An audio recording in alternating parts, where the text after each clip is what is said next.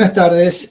es un placer estar acá charlando con ustedes de el cáncer, la relación entre el cáncer de pulmón y el EPOC.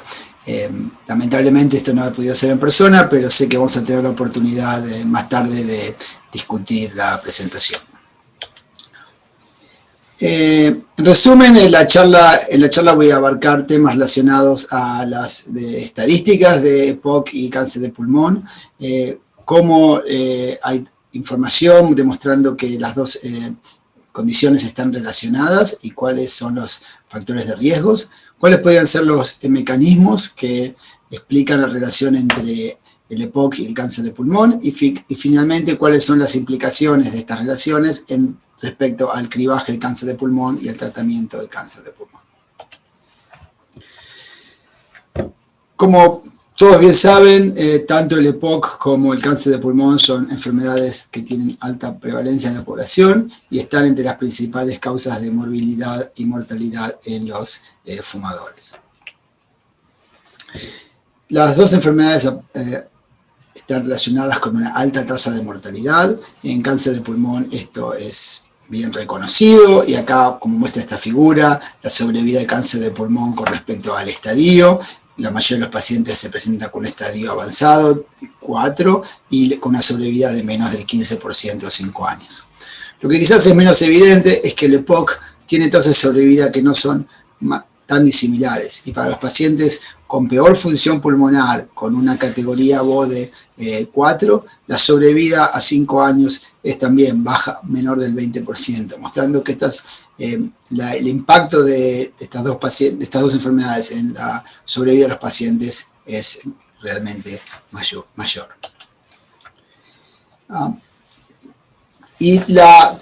coexistencia de estas dos enfermedades se refleja también en las causas de mortalidad. En este análisis de una data poblacional de Estados Unidos, estamos mostrando que en pacientes con estadio 1 de cáncer de pulmón, tanto hombres como mujeres, el EPOC, en este caso mostrado como una línea amarilla, es una causa mayor de mortalidad, sobre todo en pacientes que son mayores de 75 años y cuando los pacientes han sobrevivido al cáncer de pulmón por varios años. Mostrando que, obviamente, los pacientes con estadio avanzado, la causa de muerte es principalmente cáncer de pulmón, pero con pacientes de cáncer de pulmón con estadios más tempranos, el EPOC es una causa mayor de mortalidad. Por los últimos años también ha habido información que demuestra cada vez más, en forma más clara, que el EPOC es un factor de riesgo independiente para el cáncer de pulmón. Solamente para recordar a la audiencia que fenotípicamente hay dos tipos de presentaciones del EPOC, tanto como un síndrome de obstrucción de las vías aéreas con tos y producción de esputo, que típicamente se caracteriza como bronquitis crónica, como también un síndrome que se presenta más por destrucción del parénquima pulmonar y al que llamamos enfisema. Estos dos fenotipos hay bastante sobreposición entre los dos y muchos pacientes presentan con características de los dos síndromes. Ya hace muchos años que se ha reconocido que la disminución en el flujo aéreo en el primer segundo, el BEP-1, está asociado linealmente con el riesgo de cáncer de pulmón. Estos son los resultados de un análisis sistemático de la literatura publicado en 2005, en el que se dividieron los pacientes en 5 grupos en términos de la disminución del BEP-1 y como se ve en forma lineal, tanto en hombres como mujeres, un BEP-1 reducido está asociado con un mayor riesgo de cáncer de pulmón, acá representado en una escala logarítmica. Ahora, con respecto al tema del enfisema en la tomografía, la información hasta unos años era menos clara. Este es un estudio que publicamos con colegas de España usando una cohorte de cribado de cáncer de pulmón, en el que evaluamos la relación entre tanto enfisema como obstrucción de la vía aérea con riesgo de cáncer de pulmón. Como se ve en esta diapositiva, los casos de cáncer de pulmón representados como estos pequeños hombres se acumularon principalmente en los pacientes que tenían los fumadores que tenían obstrucción de vía aérea, enfisema, particularmente la sobreposición de las dos condiciones. Y en análisis ajustados, lo que demostramos es que el riesgo relativo a tener cáncer de pulmón subía entre 5 y 10 veces para los pacientes que tenían alguna de las dos condiciones o las dos condiciones. Pero en forma más interesante, en análisis estratificados, en pacientes que sin evidencia de obstrucción pulmonar, la presencia de enfisema en la tomografía estaba asociada con un aumento en el cáncer de pulmón de unas 4 veces, mostrando que el enfisema en la tomografía es un factor de riesgo independiente. Esto fue confirmado por un análisis sistemático de la literatura que demostró que tanto cuando el enfisema es evaluado en forma cualitativa visualmente en la tomografía como con análisis cuantitativos de densitometría del parénquima pulmonar, las dos condiciones están relacionadas con un aumento del cáncer de pulmón entre 2 y 3 veces mayores. Por otro lado, otro grupo interesante es los pacientes que tienen el síndrome de ACOS o la superposición entre asma y enfermedad pulmonar obstructiva crónica. En este estudio nosotros usamos información de un estudio randomizado de cribaje en los Estados Unidos, en NLST, que voy a explicar en unos minutos, para evaluar si los pacientes con ACOS tenían un aumento del riesgo de pulmón y si era comparable a los pacientes con EPOC o a otros grupos. Lo que encontramos es que en los pacientes con ACOS el riesgo de cáncer de pulmón era aumentado comparado con fumadores que tenían espirometría normal, casi 3 veces mayores, y más alto, aunque no significativamente más alto, que los pacientes con COPD, mostrando que este síndrome está asociado con un aumento significativo en el riesgo de cáncer de pulmón. Otro tema que ha generado interés es tratar de entender si los pacientes con EPOC tienen cáncer de pulmón que se comportan en forma más agresiva. Este es otro análisis publicado en la revista de la American Thoracic Society, en el que un grupo de investigadores reevaluó la información del estudio randomizado de cáncer de pulmón que mencioné anteriormente. Y lo que quisieron evaluar es la diferencia en la incidencia de cáncer de pulmón entre los pacientes que fueron randomizados a recibir tomografía versus placa de tórax. Como se sabe, los tipos histológicos de cáncer de pulmón se comportan de forma diferente. Y algunos subtipos de adenocarcinoma, lo que anteriormente se llamaba adenocarcinoma bronquial-alveolar, tienden a tener un comportamiento menos agresivo. Y a veces en el contexto de clivaje de pulmón se consideran casos de sobrediagnóstico, o sea, casos que no son agresivos, pero que son detectados en forma más frecuentemente por la tomografía. Lo que estos investigadores descubrieron es que cuando uno se enfoca en pacientes con EPOC,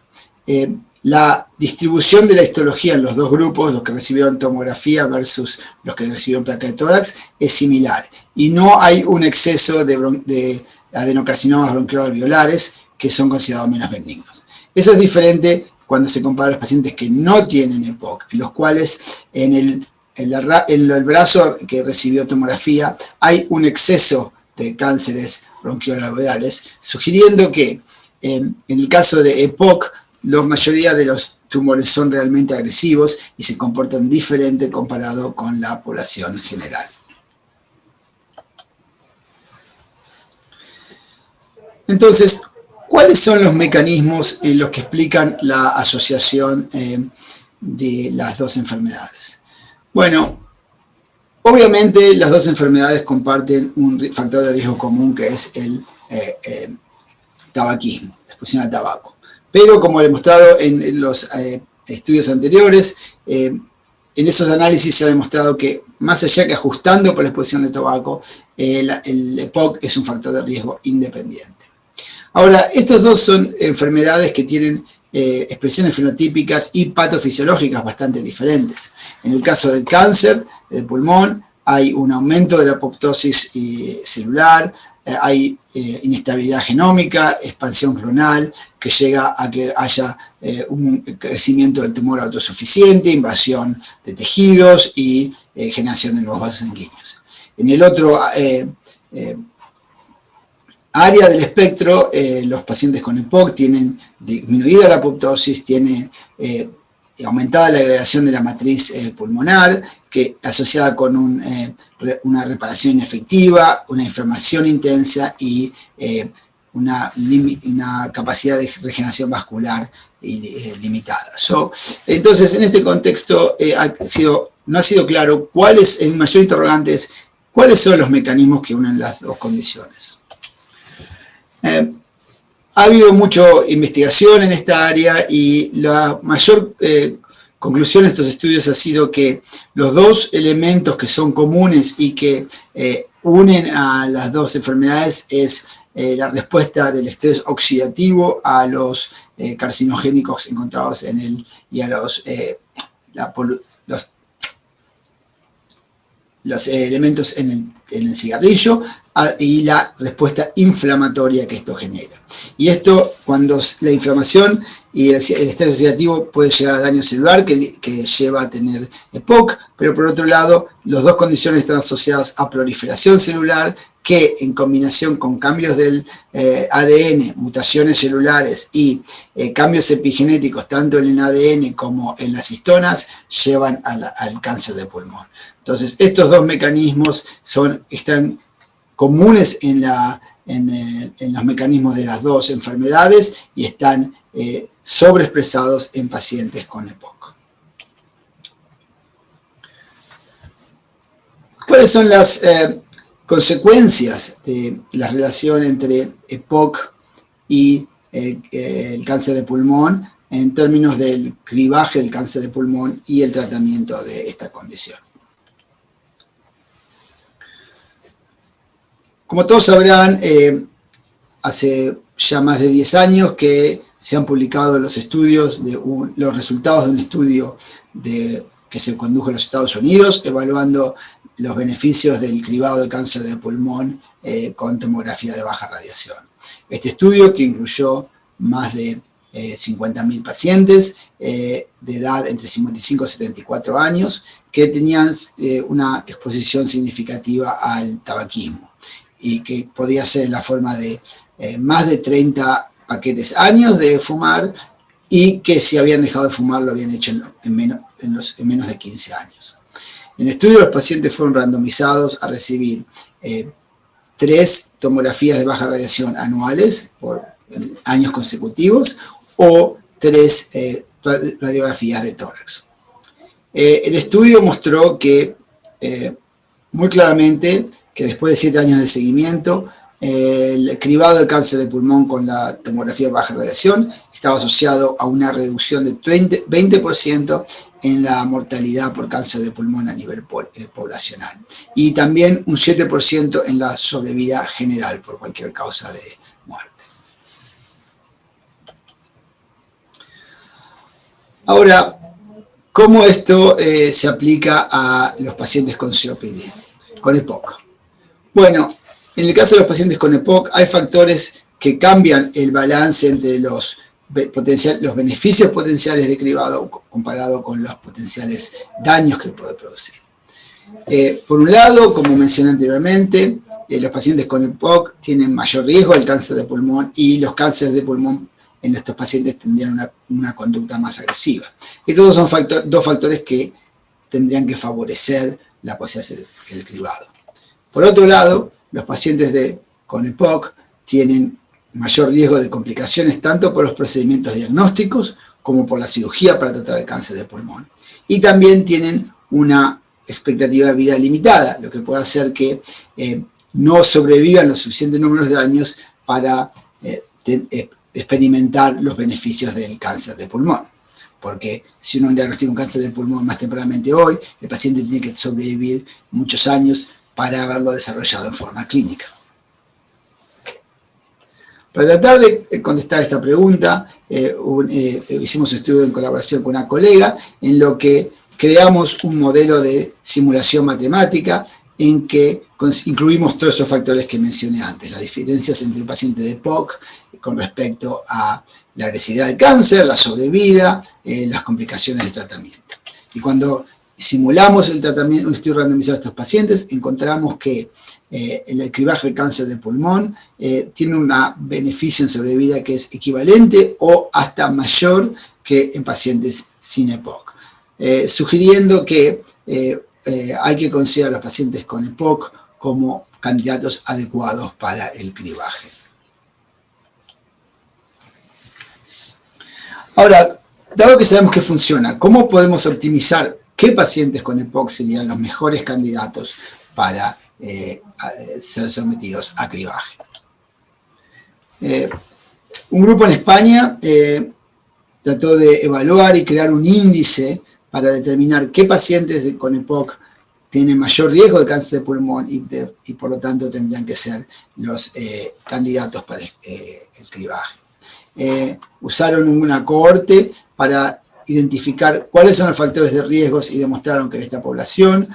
un índice de masa corporal de menos de 25, una exposición al tabaquismo de más de 60 paquetes años, edad mayor de 60 años o la presencia radiográfica de enfisema son factores independientes del riesgo de cáncer de pulmón y crearon un score que puede ir entre 0 y 10 puntos. Y acá se muestra cómo el número de factores de riesgo está asociado con una mayor tasa de cáncer de pulmón en la población durante el seguimiento de más de casi 10 años y sugirieron que el uso de un valor de corte de 3, mostrando que en una corte independiente donde validaron los resultados que los pacientes que tienen un score bajo tienen baja probabilidad de cáncer de pulmón y los pacientes que tienen un score de más de 3, un riesgo mucho mayor, sugiriendo que estos pacientes serían los quizás habría que enfocar y hacer programas de cribaje para cáncer de pulmón más agresivo. Nosotros estamos interesados en una pregunta relacionada y es ¿cómo se puede usar la información de la presencia o falta de enfisema en la tomografía de cribaje basal para determinar cuál sería la estrategia de cribaje en forma subsecuente? Y para contestar esta pregunta, nosotros usamos la información del estudio de NLST, que los discutí anteriormente, y nos enfocamos en el brazo, en los pacientes que recibieron la tomografía. No solamente en eso, sino los pacientes que tuvieron un estudio negativo, que no había nódulos o abnormalidades, y que por lo tanto eran candidatos a seguir bajo el régimen de cribaje anual. Lo que demostramos en estos pacientes es que entre los que tenían una tomografía basal negativa, el número de pacientes que tenían que recibir el cribaje para encontrar un cáncer de pulmón era 166. Pero, por ejemplo, entre los que tenían 2 tomografías negativas, la primera y la segunda negativa, el número de pacientes que había que hacer screening para encontrar un cáncer de pulmón subía a más de 220. Pero la presencia de enfisema separaba estas poblaciones en 2 grupos muy diferentes. Los pacientes sin enfisema tenían un riesgo en las 2 tomografías tenían un riesgo de cáncer de pulmón en años subsecuentes mucho menor. Y hay que hacer cribaje a más de 350 pacientes para detectar un cáncer de pulmón. Eso es muy diferente de los pacientes que mostraban enfisema, en los cuales con solo 86 pacientes haciéndoles cribado se encontraba un cáncer de pulmón. Sugiriendo nuevamente que es posible usar la información que se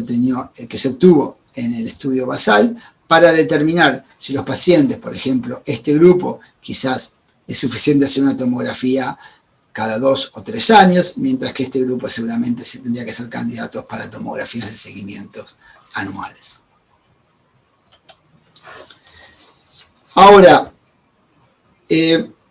como les había mencionado antes, la inflamación está en el centro de la relación entre estas 2 enfermedades. Entonces, una pregunta que se ha sugerido en la literatura es si los corticosteroides inhalados, que son una parte del manejo estándar de los pacientes con EPOC, podría estar asociado a una una disminución del riesgo de cáncer de pulmón. El primer estudio en evaluar esta posible asociación fue un estudio retrospectivo de cohorte que fue publicado por un grupo en el Hospital de Veteranos del estado de Washington, en Estados Unidos, que incluía una población de más de 10.000 pacientes, principalmente hombres, porque era un cohorte de veteranos, y que tenía un seguimiento de unos aproximadamente 4 años. Y en este estudio, después de hacer varios ajustes para controlar por diferencias de los dos grupos, mostraron que los pacientes con EPOC que recibían altas dosis de corticosteroides inhalados tenían un menor riesgo, o aproximadamente más de 30% de reducción en el riesgo de desarrollar cáncer de pulmón. Un poco años más tarde, otro grupo de investigadores publicó un análisis sistemático de estudios randomizados. Es importante aclarar que estos estudios randomizados fueron conducidos para evaluar la eficacia de los esteroides en términos de resultados del EPOC y no de cáncer de pulmón. Pero cuando analizaron estos 4 estudios randomizados, no encontraron ninguna señal en la relación entre el uso de corticosteroides inhalados y el cáncer de pulmón. Por otro lado, como ven en esta tabla, el número de cánceres de pulmón en los dos grupos fueron muy bajos, lo que sugiere que quizás estos estudios randomizados no tenían el suficiente poder para detectar una diferencia si esa existe, y aparte el seguimiento en muchos estudios fue bastante corto, sugiriendo también que un seguimiento más largo, con mayor número de pacientes, podría quizás demostrar una relación que existe. Finalmente, otro grupo en Taiwán hizo otro estudio retrospectivo de más de 10.000 pacientes también, y mostró que nuevamente que una dosis alta de corticosteroides inhalados está asociado con más del 50% de reducción de cáncer de pulmón, demostrando que en los primeros años la diferencia es bastante reducida y que quizás se necesita la acumulación de muchos años de seguimiento para mostrar una diferencia significativa en este grupo. Por lo tanto, el rol de los esteroides inhalados permanece no en forma clara, pero podría sugerir que tendría un efecto beneficial para estos pacientes. Ahora, ¿cómo se puede estudiar el manejo óptimo de los pacientes con EPOC? Principalmente con los pacientes con estadio de cáncer temprano. Los pacientes con estadio de cáncer más avanzado reciben quimioterapia, en este momento generalmente inmunoterapia, y quizás el rol del EPOC no es tan alto porque el cáncer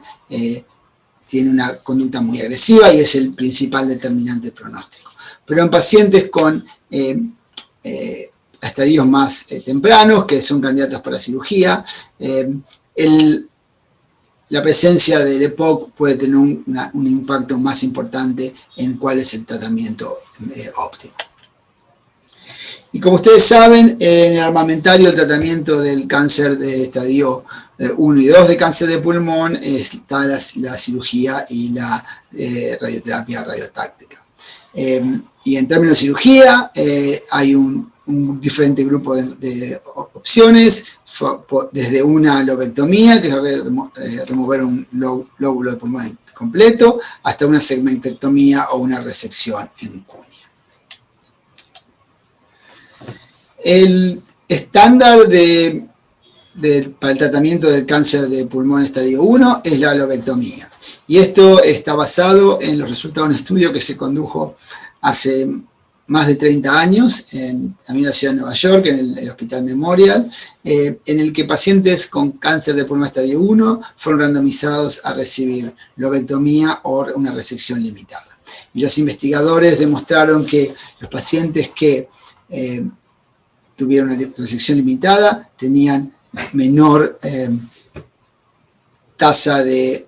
sobrevida sin recurrencia de cáncer de pulmón. O sea que el riesgo de recurrencia es mayor, fue mayor en este estudio en los pacientes que tuvieron una resección limitada. La sobrevida total no fue diferente en los dos grupos. Ahora, como dijimos anteriormente, los pacientes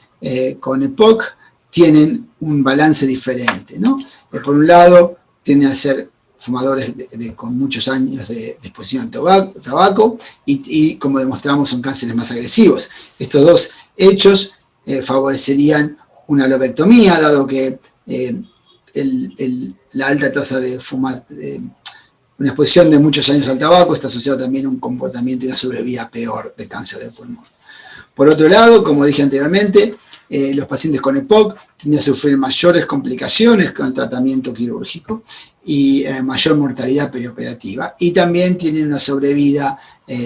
más limitada. Entonces, como mostré en la diapositiva anterior, para que la diferencia de la recurrencia se exprese, tienen que pasar más de 5 años en este caso. Entonces, si los pacientes con EPOC tienen baja probabilidad de sobrevivir más allá de 5 años, el riesgo de recurrencia con cirugías más limitadas o mismo con radioterapia estereotáctica puede ser menor. Para tratar de evaluar y contestar esta pregunta, de vuelta recurrimos al método de la simulación. En este caso usamos un modelo matemático de la historia natural de cáncer de pulmón que fue desarrollado por colegas en la Universidad de Harvard. Es un modelo muy complicado que incluye 40 módulos de computadora que están integrados y que recapitula en forma muy específica y validada la historia natural de pacientes con cáncer de pulmón.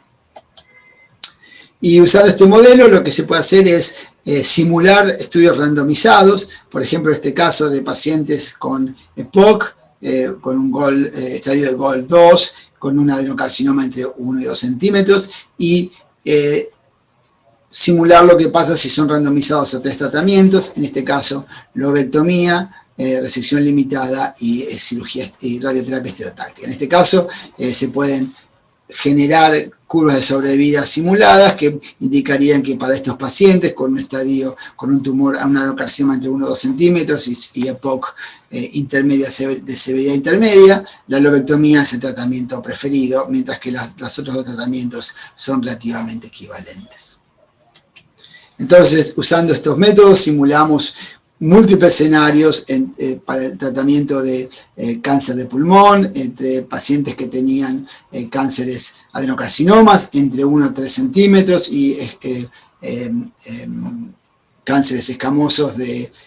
también de 1 a 3 centímetros, de diferentes edades y de diferentes estadios de GOL, con y sin enfermedad coronaria, que es una enfermedad coronaria, es una enfermedad coexistente en forma frecuente. Y esto demuestra cómo el tratamiento preferido cambia. Y en general, por ejemplo, vimos que tanto en pacientes adenocarcinomas como con tumores escamosos, con pacientes que son mayores de 80 años, los tratamientos preferidos son la resección limitada o la radioterapia. Pero, por ejemplo, en pacientes que tienen un EPOC GOL3, tanto en los pacientes mayores de 80 como de 70 a 79, la radioterapia estereotáctica o la resección limitada son tan efectivos o más en algunos casos que la lobectomía. Similarmente, pacientes que tienen tumores escamosos, el tratamiento preferido, aunque sean menores de 1 centímetro, puede ser las alternativas de la cirugía limitada. En resumen, estos son muchos escenarios y es difícil memorizarlos, y esto se puede, digamos, habría que evaluarlo estamos creando una página de web para que los pacientes y los médicos puedan entrar, las características sociodemográficas y elegir el tratamiento que podría darle la mejor sobrevida. Pero los resultados reflejan cómo, incorporando las características especiales de los pacientes con EPOC, se pueden desarrollar tratamientos personalizados que maximicen la sobrevida y la calidad de vida de estos pacientes.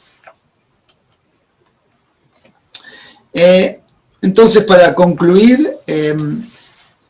creo que he demostrado en forma bastante segura que el EPOC y el enfisema son dos factores de riesgo independientes para el cáncer de pulmón. Y esto ha sido demostrado en una cantidad bastante grande de estudios que han sido todos con resultados consistentes. El segundo es que los mecanismos que explican la asociación entre estas dos enfermedades ha sido demostrado claramente en los últimos años y demuestran que el rol del estrés oxidativo por el tabaquismo y la inflamación que tienen los pacientes con EPOC explican la conexión entre las dos enfermedades. También la información que se tiene hasta este momento sugiere que los pacientes que son fumadores activos o que han fumado en el pasado y que tienen EPOC son buenos candidatos para el cribaje de pulmón y que estos pacientes se benefician y tienen beneficios en términos de sobrevida que son similares a los fumadores sin EPOC. Y finalmente que la presencia de EPOC debe ser considerada cuando se toman decisiones con respecto al manejo de cáncer de pulmón y que algunos pacientes quizás son manejados en forma óptima con tratamientos que son menos agresivos que la lobectomía. Estos son algunos de los colaboradores que han participado en algunos estudios que le he compartido con ustedes y aunque por ahora terminamos la charla, sé que en unos minutos vamos a tener la oportunidad de discutir estos temas y contestar algunas preguntas que ya han surgido del grupo. Muchas gracias.